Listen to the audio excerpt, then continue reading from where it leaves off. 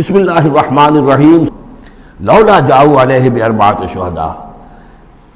کیوں نہیں وہ لے کر آئے 4 گواہ، اگر تو ان کے پاس گواہ تھے یہ بات کہنے کے لیے تب تو زبان کھولنی چاہیے تھی، اگر 4 گواہ نہیں تھے تو انہیں زبان بند رکھنی چاہیے تھی۔ فَإِذْ لَمْ تَأْتُوا بِالشُّهَدَاءِ، اس لیے کہ یہ 4 گواہوں والی آیت جو ہے یہ سورہ نساء میں اتر چکی تھی، سورہ نساء سن 4 میں آ چکی ہے۔ وہ ابتدائی احکام جو تھے کہ 4 گواہ ہونے چاہیے اس معاملے کے اندر، یہ آیت سورہ نساء میں آ چکی ہے۔ تو فرمایا کہ یہ کیوں نہیں 4 گواہ لے کر آئے؟ فَإِذْ لَمْ تَأْتُوا بِالشُّهَدَاءِ، اگر وہ 4 گواہ نہیں لا سکے فَأُولَٰئِكَ عِندَ اللَّهِ هُمُ الْكَاذِبُونَ، تو یقیناً اللہ کے نزدیک اور قانون اسلامی کے نزدیک پھر وہی جھوٹے ہیں۔ وَلَوْلَا فَضْلُ اللَّهِ عَلَيْكُمْ وَرَحْمَتُهُ، اور اگر نہ ہوتا اللہ کا فضل اور اس کی رحمت تمہارے شامل حال فی الدنیا والآخرہ، دنیا میں اور آخرت میں بھی، لَمَسَّكُمْ فِيمَا أَفَضْتُمْ، تو تم پر پڑتی اس چیز پر کہ جس کا چرچا تم نے کیا ہے، عذاب عظیم، بہت بڑا عذاب۔ اِسْتَلَقَّوْنَهُ بِأَلْسِنَتِكُمْ، جبکہ تم اسے لے رہے تھے اپنی زبانوں سے، وَتَقُولُونَ بِأَفْوَاهِكُمْ، اور تم کہہ رہے تھے اپنے منہوں سے، مَا لَيْسَ لَكُمْ بِهِ علم، جس کے لیے تمہارے پاس کوئی علم نہیں تھا، کوئی دلیل نہیں تھی، وَتَحْسَبُونَهُ هَيِّنًا، اور تم اسے سمجھ رہے تھے کہ بہت ہلکی بات ہے، معمولی سی بات ہے، وَهُوَ عِندَ اللَّهِ عَظِيمٌ، جبکہ یہ اللہ کے نزدیک بہت بڑی بات ہے۔ وَلَوْلَا إِذْ سَمِعْتُمُوهُ قُلْتُم مَّا يَكُونُ لَنَا أَن نَّتَكَلَّمَ بِهَٰذَا، کیوں نہ ایسا ہوا کہ جب تم نے یہ سنا تھا تو تم کہتے کہ ہمارے لیے بالکل جائز نہیں ہے کہ ہم یہ بات زبان سے نکالیں۔ سبحانک، اللہ تو پاک ہے، ھذا بہتان عظیم، یقیناً یہ بہت بڑا بہتان ہے۔ یعظکم اللہ ان تعودوا لمثلہ، اللہ تعالیٰ تمہیں نصیحت کر رہا ہے مبادا تم دوبارہ پھر اس قسم کی کسی معاملے کے اندر اسی طریقے سے اعادہ کرو اور دوبارہ اسی کوئی حرکت کرو، ابداً کبھی بھی، ان کنتم مؤمنین، اگر تم مومن ہو۔ وَيُبَيِّنُ اللَّهُ لَكُمُ الْآيَاتِ، اور اللہ تعالیٰ تمہارے لیے اپنی آیات کو واضح کر رہا ہے، وَاللَّهُ عَلِيمٌ حکیم، اللہ علیم اور حکیم ہے۔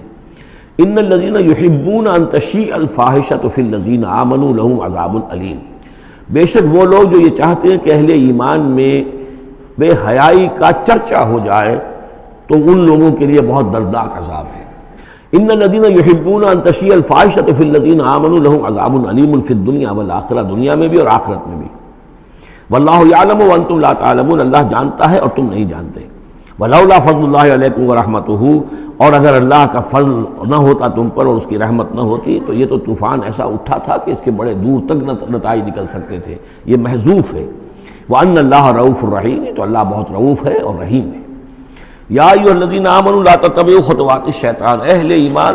شیطان کے نقش قدم کی پیروی نہ کرو۔ ومن یتبع خطوات الشیطان، جو کوئی بھی شیطان کے نقوش پا کی پیروی کرے گا، فإنہ یأمر بالفحشاء والمنکر، تو شیطان تو اسے حکم دے گا، وہ تو حکم دیتا ہے بے حیائی کا اور منکر کا، بری بات کا۔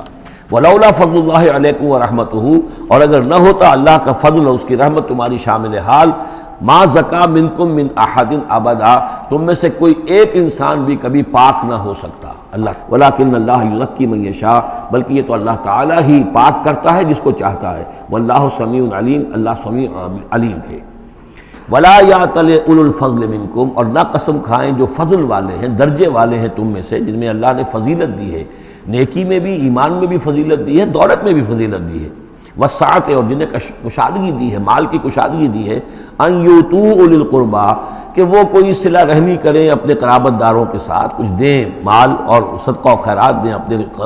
قرابت داروں کو، والمساکین والمہاجرین، اور محتاجوں کو اور وطن چھوڑنے والے مہاجرین کو، فی سبیل اللہ، اللہ کی راہ میں، تو یہ قسم نہ کھائیں۔ ولیعفوا ولیصفحوا، انہیں چاہیے کہ معاف کر دیں اور درگزر سے کام لیں۔ الا تحبون ان یغفر اللہ لکم، کیا تم یہ نہیں چاہتے کہ اللہ تمہیں معاف کرے؟ واللہ غفور رحیم، اور اللہ تعالیٰ غفور ہے اور رحیم ہے۔ ان الذین یرمون المحصنات الغافلات المؤمنات، یقیناً وہ لوگ کہ جو تہمت لگاتے ہیں ان پاک دامن عورتوں پر کہ جو غافل ہیں، جن کو ان چیزوں کا ہوش بھی نہیں ہے، جن کا گمان بھی ادھر نہیں گیا، المومنات، اہل ایمان میں سے، لعنوا فی الدنیا، ایسی معصوم اور پاک دامن عورتوں پر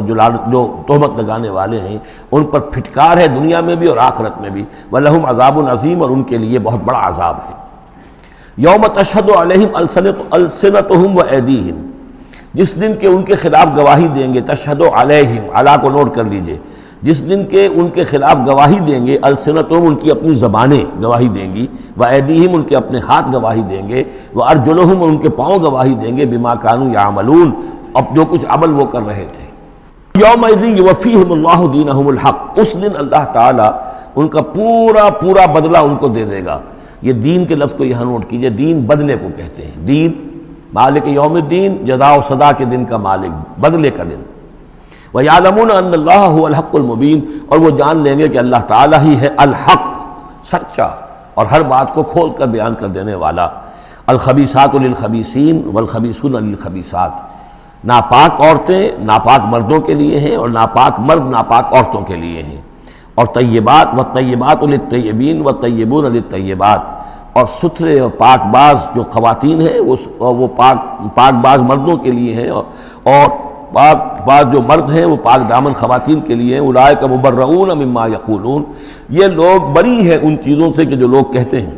لہم مغفرۃ ورزق کریم، ان کے لیے مغفرت ہے اور رزق کریم ہے۔ یا ایھا الذین آمنوا لا تدخلوا بیوتا غیر بیوتکم حتی تستأنسوا، اب اس حوالے سے بہت سے جو احکام آ رہے ہیں، یہ سورہ نور اور سورہ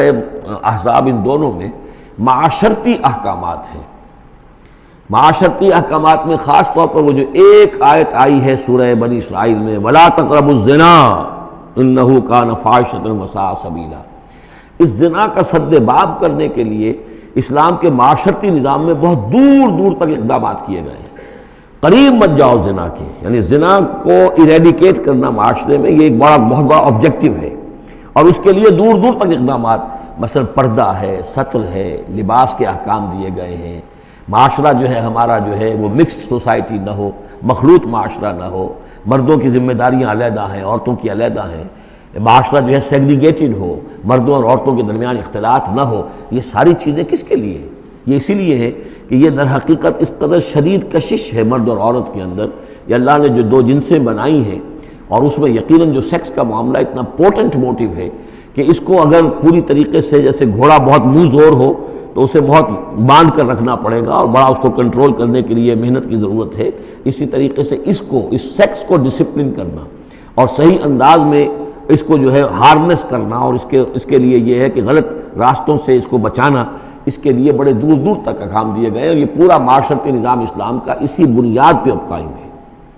اب اسی میں سے مثلاً یہ گھر کی پرائیویسی بھی ہے،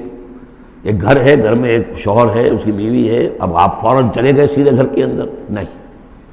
اے اہل ایمان، مت داخل ہوا کرو گھروں میں اپنے گھروں کے سوا، حتیٰ تستانسوا، یہاں تک کہ بول چال کر لو، اجازت لے لو، وتسلموا علی اہلہا، اور اذن لینے کی اس وقت جو ہوتی تھی شکل وہ یہی کہ جا کر دروازے پر کہو السلام علیکم۔ معلوم ہوا کہ کوئی صاحب ہیں کہ جو آئے ہیں، ملنا چاہتے ہیں اور اندر آنا چاہتے ہیں، اب اس کے بعد یہ کہ وہ اپنی آئیڈینٹی دیں اور پھر ان کو آنے کی اجازت دی جائے، یہ نہیں کہ بے دھڑک چلے جا رہے ہیں۔ ذالکم خیر لکم لعلکم تذکرون، یہی تمہارے لیے بہتر ہے تاکہ تم نصیحت حاصل کرو۔ فإن لم تجدوا فیہا احدا فلا تدخلوها، اگر اس گھر میں کوئی نہ ہو تو پھر اس میں داخل مت ہو، حتیٰ یؤذن لکم، یہاں تک کہ تمہیں اجازت دی جائے۔ جو گھر کا مالک ہے وہ اگر اجازت دے کہ ہاں میرا گھر اس وقت خالی ہے تم اس میں جا سکتے ہو، ورنہ یہ کہ خالی گھر کے اندر جہاں کوئی نہیں ہے داخلے کی اجازت نہیں ہے۔ وَإِن قِيلَ لَكُمْ، اور اگر کہا جائے تم سے ارجعوا، چلے جاؤ، لوٹ جاؤ، اس وقت میں ملنے کے لیے تیار نہیں ہوں یا میں اپنی کسی مشغولیت میں ہوں، فارجعوا، تو لوٹ جاؤ۔ اب دیکھیے یہ آداب ہیں۔ ہمارے ہاں یہ ہے کہ آپ پہنچ گئے، نہ ٹائم لیا ہوا ہے نہ پہلے سے طے ہے، آپ سمجھتے ہیں کہ مجھے ریسیو کرنا اس کا فرض ہے، کیوں نہیں ملا؟ اس نے انکار کر دیا تو اس کا مطلب یہ کہ بڑا متکبر ہے اور بہت یہ جو ہے شخص جو ہے، یہ نہیں۔ اگر تو آپ وقت طے کر کے گئے ہیں تو اس کا فرض ہے کہ وہ آپ کو ریسیو کرے اور آپ کو وقت دے، لیکن اگر آپ اچانک چلے گئے ہیں تو آپ کو اس کی پرائیویسی پر آپ جو ہے حملہ آور نہیں ہو سکتے۔ وہ اپنے کس کام میں ہے، کس مشغولیت میں ہے، اس کی کیا اہمیت ہے، آپ تو اس کو نہیں جانتے۔ اگر وہ گھر والا کہہ دیتا ارجعوا، وَإِن قِيلَ لَكُمْ ارْجِعُوا فَارْجِعُوا، تو لوٹ جاؤ،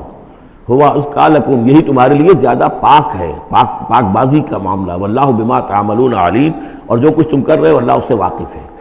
لیس علیکم جناح ان تدخلوا بیوتا غیر مسکونۃ، اس میں کوئی حرج نہیں ہے کہ تم داخل ہو جایا کرو ایسے گھروں میں کہ جن میں سکونت نہیں ہے، جس میں کوئی لوگ رہتے نہیں ہیں، ریزیڈینشل نہیں ہے۔ اب گوڈاؤنز ہیں، اب ایسا تو نہیں کہ گوڈاؤنز میں آپ نہیں جا سکتے، سامان پڑا ہوا گودام ہے، آپ جا سکتے۔